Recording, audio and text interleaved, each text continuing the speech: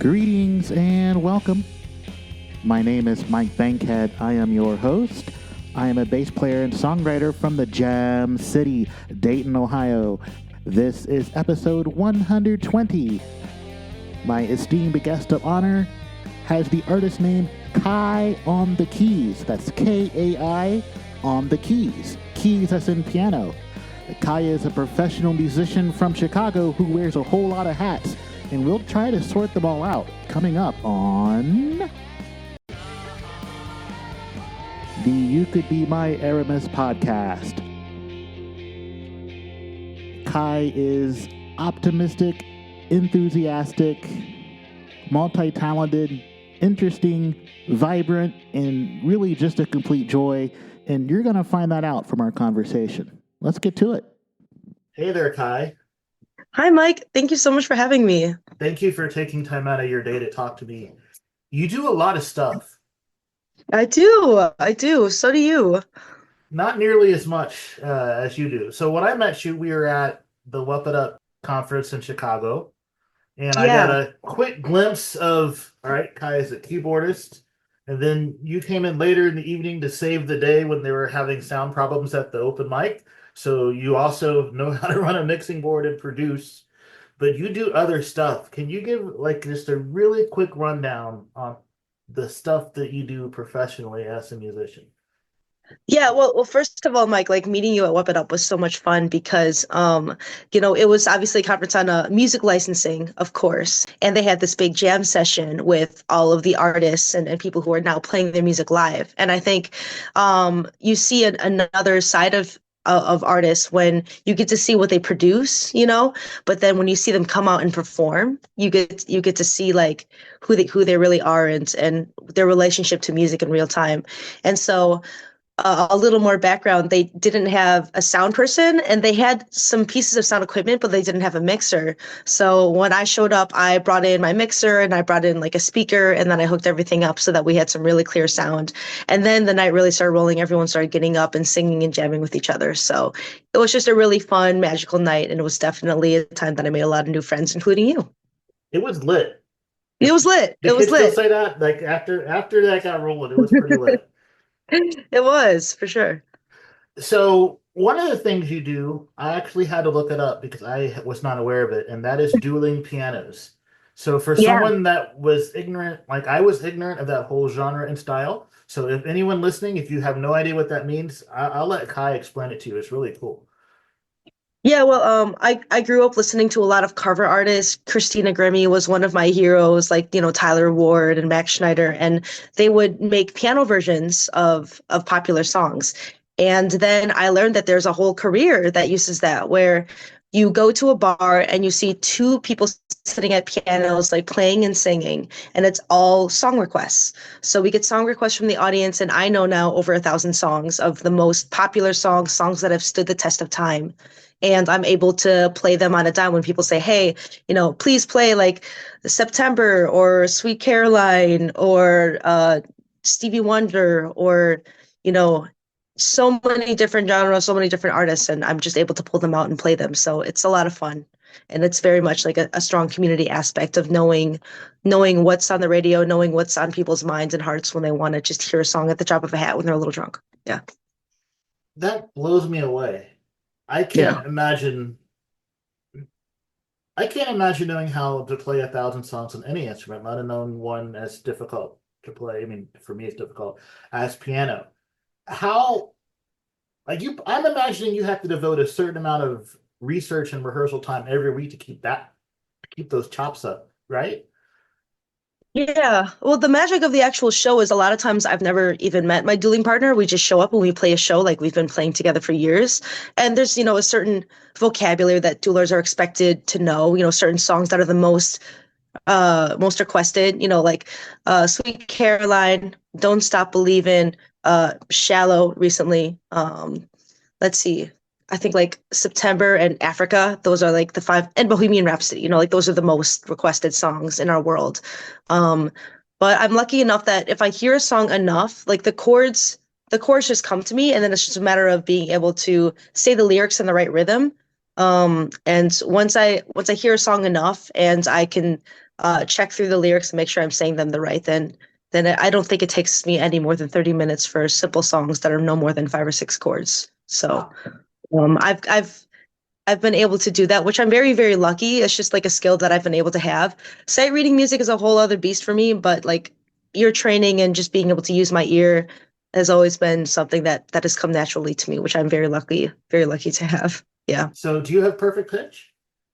Not at all. Oh, I'm terrible. If someone asked me to sing an A right now, I would be at least a fifth off. But I have relative pitch. So when I hear a bunch of pitches, I know what intervals they are, and I know the relationship that they have to each other, as well as how to find home. And I think that's how I use my ear.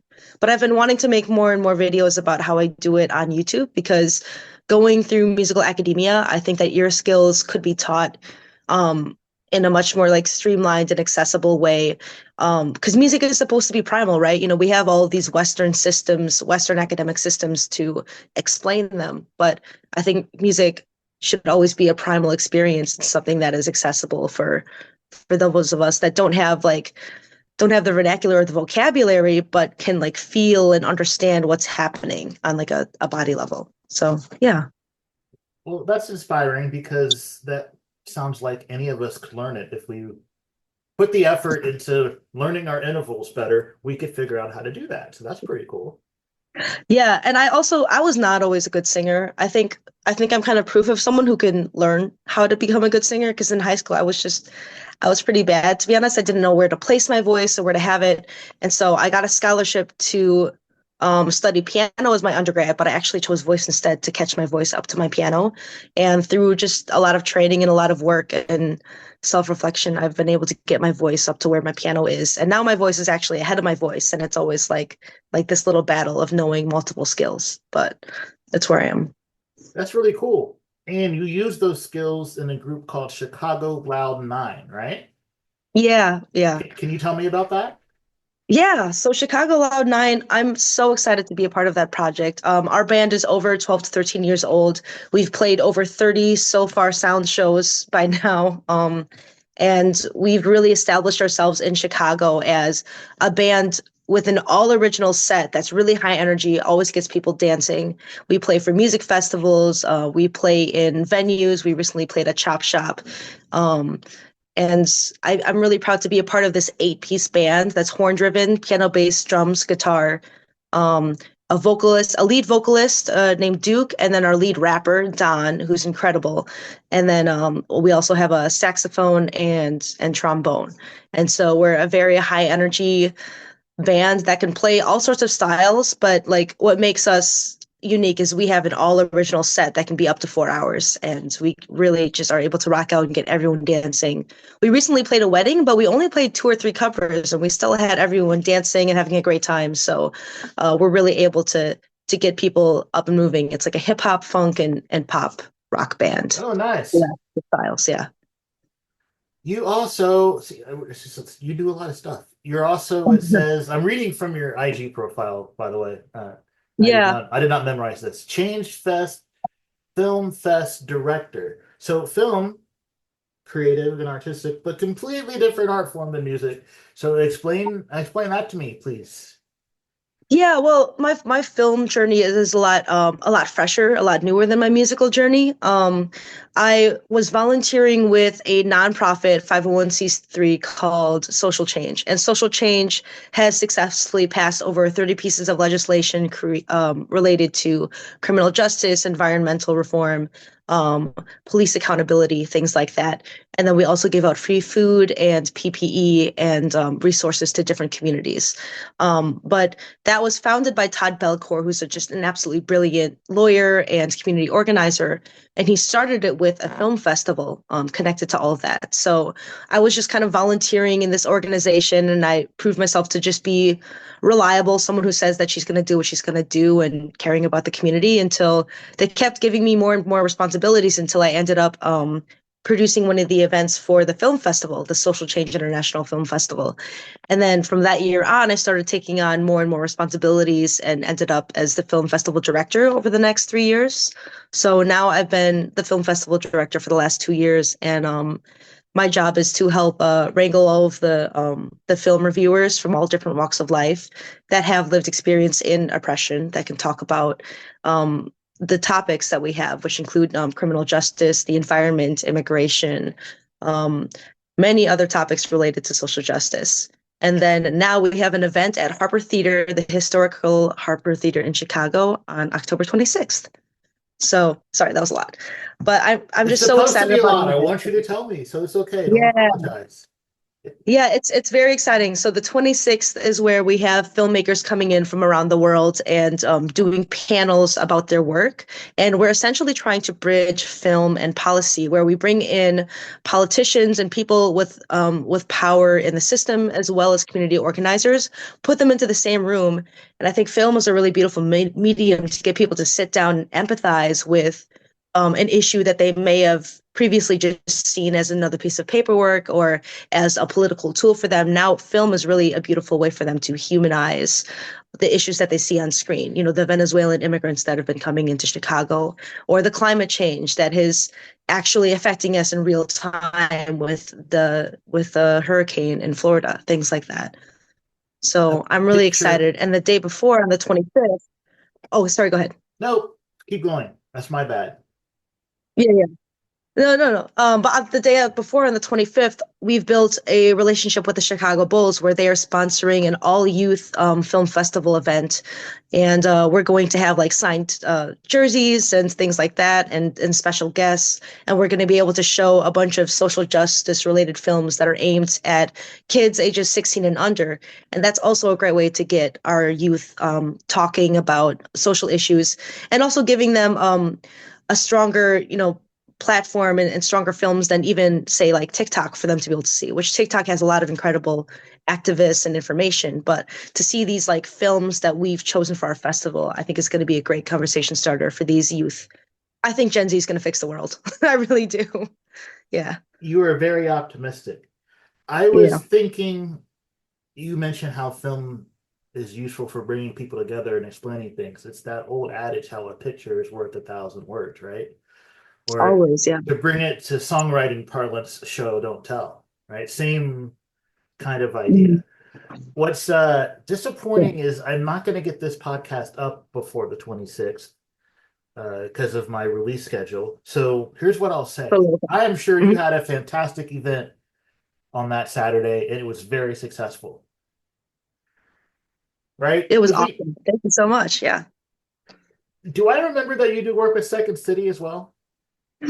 Yeah, so the Second City is kind of where I got my start when music directing for comedy and sketch comedy. So sketch comedy, if you don't know, if you've ever seen like Saturday Night Live, where it's these sort of scripted like sketches or improv shells as we call them, where there's a lot of improv involved, but there's a general premise and direction of the sketch. And so Second City is one of the most famous comedy institutions where a lot of SNL people who have been on SNL are alumni, including Tina Fey and Rachel Dratch. And um, so my job is to be the music director, which means I use QLab to create a bunch of sound effects like door slamming or punches or slaps or whatever it may be. And then I also underscore, which is where I improvise what I feel like the mood is on stage and kind of like elevate the scene. So I started that with the Victor Wong Fellows, which is the inaugural all Asian cast that Second City brought on to kind of give them a foot in the door of Second City and try to make comedy more diverse in that building. Yeah. That's fantastic. And when you describe that, what I remember, because I do not have a large background in improv, but I Mhm. remember Whose Line Is It Anyway was a long running show, more than one Yeah. rendition of it. Actually, there was an English version and then an American version or two. And they would have these musicians that would have to like improvise music for scenes along with the improv people. And so that's what I thought of when you described this. If someone's like, make up this song in this style, you have to do that. Yeah. There's a It- game that we play called Sing It. Yeah, where all the actors are on stage and say the improv shell is a mother and a father and the kid, but the premise is that they all have BBLs or something, and then they'll start saying lines back and forth to each other, and then at one point one will say a line that sounds like a song title, and the host of the game will say sing it, and then that just means, say the line was, I can't believe I got a BBL, then I would have to like come up with an intro on the song real time, and then the actor would pick up on that key, pick up on the beat, and then start singing, completely improvised, and it's a lot of fun. I have no idea what a BBL is. I'm Googling it right now. You don't know what a BBL is? I Oh, do sorry not. about that. Never mind. Tell Oh, me, it it's is a, a WebMD says it's a Brazilian butt lift. yeah, it makes it rounder. Yeah. Yeah, that's Yeah. not anything that I need, really. No, no, you've got a perfectly round butt. Yeah, Yeah. I think I don't have a super flat butt, so I'm good. But I can understand, You're good. You're good. I feel like Queen would probably have supported the BBL. Yeah, definitely. I think a lot of celebrities do. I think Kim Kardashian definitely got a BBL. Yeah. Definitely. Yeah. So let's recap. Dueling Pianos. My brain just went blank. The Film Definitely. Fest, Chicago hmm Loud 9, Second hmm City, and you write your own music in addition to all of that. Yeah. I think like when I'm learning a lot of songs for my dueling, I'm like an expert procrastinator, and my ADHD comes in clutch and gets me to try new things with the songs that I'm learning. So for example, I'll be sitting down and I'll be like learning Bohemian Rhapsody or something, and then I'll be like, "Oh, that sounds like a cool musical idea that could kind of spin into its own song or something like that." And then I'll get distracted and go on a side quest of writing a different song out of it. So I think it's good that dueling pianos keeps me close to the piano, keeps me constantly producing and learning new songs, because um, I think composing is, it's like a very like sort of like ethereal experience where things just kind of come to me, and I'm like, okay, well, it's my responsibility to either take this somewhere or to let the idea go and keep going, you know. So um, I really genuinely think that composition is something that comes to the performer. And I suppose we can like take credit for the work that we do to get it to a finished product, but I think the ideas themselves are some sort of fairy that like some sort of muse, you know, that comes to us. Well, let's get into your process because a lot of the folks that come on this podcast are songwriters. I'm a hmm songwriter. You are. I don't Yeah. have your prodigious skill set, but at the end of the day, we all sit down with the tools we have at our disposal, and at some point we do our thing, and at some point a song comes out. But between the start and the finish, I have hmm found that no two songwriters do it the same way, right? Which is why it never gets boring for hmm me to talk to people that write songs. So let's find out your way. Yeah. When you sit down to write or compose, what is the first tool that you reach for? You know, I do a lot of arranging pop songs. Well, you always have to change a song a little bit just for it to work on piano in general. And then if you change some chords and then if you change the melody, then you realize, oh my God, I might as well just change the lyrics and it's a completely different song, right? Because I really don't believe that we can do anything new at this point. I think between Jacob Collier and Duke Ellington and Miles Davis and Queen, like everything has been done before in its own sense, and now we're stealing like an artist, per se, and creating something new. So I get a lot of my ideas through arranging. But one specific song I think I could relate to is the title track for my debut album. It's called debut album is called A Love Letter to Myself ish, because it's always being shared to everyone else as well. So the song To Myself Ish is the title track, and I think I was learning something with sort of like a road sound in undergrad, and the melody, tell me how to love you now, came to me, and I turned that into a song and collaborated with a beatboxer to create this really lovely lo-fi lo-fi inspired soundscape, and I'm just really excited and proud of that song. Do you always write on piano, or do you have another instrument that you know how to play? Um, you know, it's fun. In high school, I used to play percussion, so whenever I get my hands on a vibraphone, it really frees me up because it's really nice to be able to just have a different tone at my fingertips. I've also kind of been trying to learn with Ableton on how to create more patches and things like that. Now I've gotten to the point where I can replicate patches and I can replicate beats and loops. And just having a whole different like all these other sounds available to me is really inspiring. Like I came out of the world of being able to score for orchestra and band and put it all into Finale and make that a thing. But now that we can also use electronic sounds and um I'm learning how to use that as well. I think it's really kind of opening my world because I do want to produce beats eventually. I'm on my way. You are like relentless with the pursuit of other stuff. I'm glad you mentioned your EP because I was gonna bring that up. That came out in Yeah, 2023. it did. It How did. long did it take you to write those songs? Like, are these songs that you've had laying around for 5 years or a decade, or did you think to yourself one day, you know what, I need to put out a record and just kind of knock it out quickly? How did that come about?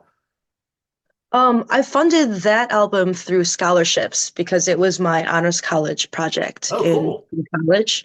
And so my senior year of college, 2020, we just got an email one night in February saying, don't come back to school. Like we didn't get to say goodbye to each other. We didn't really have any warning. It was just, don't come back. Everything's going to be online now. And all of our like musical performances, all the things we were working on just disappeared. And we didn't even have a graduation ceremony available to us until like a year after. This is at Western Michigan University. So I was I was sort of in the middle of doing this project, and I had songs that I had written throughout my undergrad experience at Western Michigan University. And so the way I actually recorded that project was we went to the studio. I had keys, bass, and drums all in different rooms with masks, and we recorded it. And then everything else, the background vocals, the beatboxer, I flew in from all over the world and then put it in post production. So that was like a really unique process just because of the pandemic. And I guess that's not rare. I think people send things in all the time and fly things in all the time. But for me as like a little like undergraduate, I think figuring all that out was definitely a journey. But that's the story behind that album is it was about 4 years of writing and then it was kind of the culmination of my honors college project. Well, the idea of recording everything separately and flying it in wasn't kind of a thing 20 or 30 years ago because the technology wasn't there, right? It Yeah. is kind of a shame with the pandemic that that was what we had to do, but it's also, I mean, if you think about it now, I am in a duo with someone that lives in England, which 30 years ago Yeah. would not have been possible for us to make records, right? So Yeah, that's cool. it is kind of nice. So you're from Wisconsin. You went to Hmm. school in Kalamazoo, right? Western's in Hmm. Kalamazoo, right? Yeah, it Uh, is. the Broncos. And now you live in Broncos, yeah. Chicago. What took you to Yeah. Chicago? Um, I really love the city. I fell in love with the city so fast. Like just, kind of visiting it a little bit because it's the largest big city near my hometown. It's the largest big city near my college town, and I also just love the Midwest. But once I like really found a lot of incredible musicians, a lot of incredible activists, and like the really strong like Asian community here too. I really, really wanted to spend a lot more time here. And I've been here since 2020. I moved here in 2020. I was adopted from China at a very, very young age, and I was flown out to Wausau, Wisconsin, where I grew up. So I'm Chinese first, and then Wisconsin, and then to Michigan, and then I met them in the middle in Chicago, and that's where I've been ever since. I plan on being here at least another 2 years. I think I might end up moving, maybe in the next 5, but I really love it here. I don't want to lose any of the momentum I have here. That's really cool. I like Chicago too. I wish I had the ability to spend more time there. Yeah, It's it's like a obviously it's a massive, massive city, but it's a massive yeah, city that feels Midwestern. And I grew up in the yeah. Midwest, so I feel more comfortable in Chicago than most other big cities, if you know what I mean. For sure, for sure. Yeah, we're really only one frustrating airport away. So yeah, Yeah, yeah, O'Hare is I don't fly it's there. terrible. There's a reason I drive when I go to Chicago because I don't even with your terrible traffic on 94. Yeah, yeah. Just uh, avoid that situation. Yeah, so now I will ask you the two questions I ask everybody. yeah. Not that you're not special because you are, but these are questions I wish Cool. to have the answers to. Thank think you. back as far as you can remember to your childhood, so growing up in Wisconsin. What is the first song that you can remember hearing in your life? Like as far back, the first song you can remember.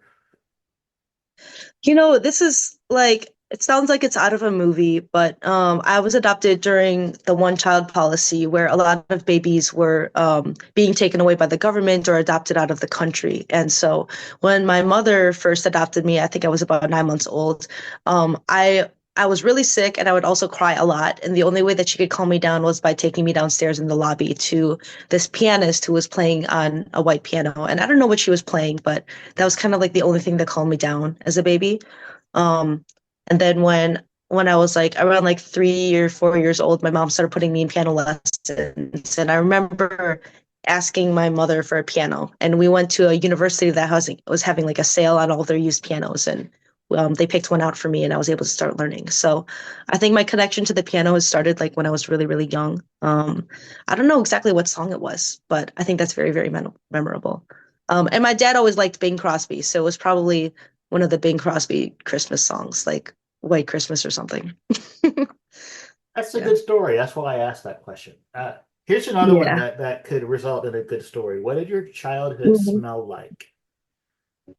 Um, what did it smell? I think I'm laughing because Saturday Night Live just came out with a sketch called "Smell of My Best Friend's House," where Ariana Grande sings about the nostalgia of her best friend's house smell, with a dark turn in the middle.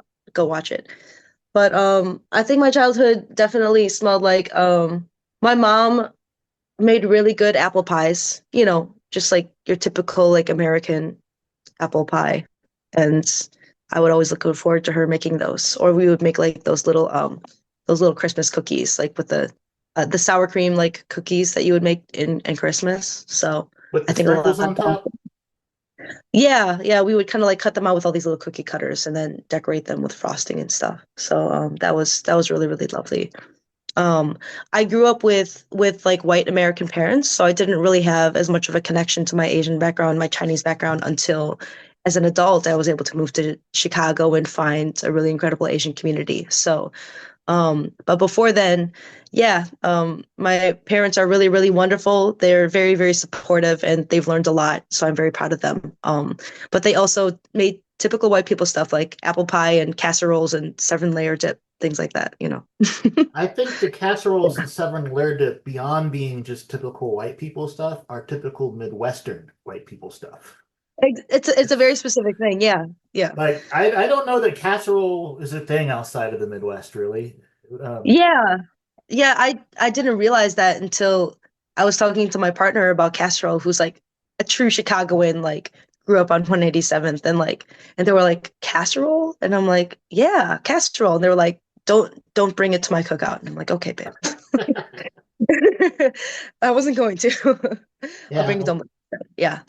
So where should I send people to find you if they would like to learn more about you, or if they want to send you a message because they found out through our conversation that you're awesome? Yeah, well this is lovely. I've rebranded everything to Kai on the keys, KAI on the keys. That's KAI on the keys.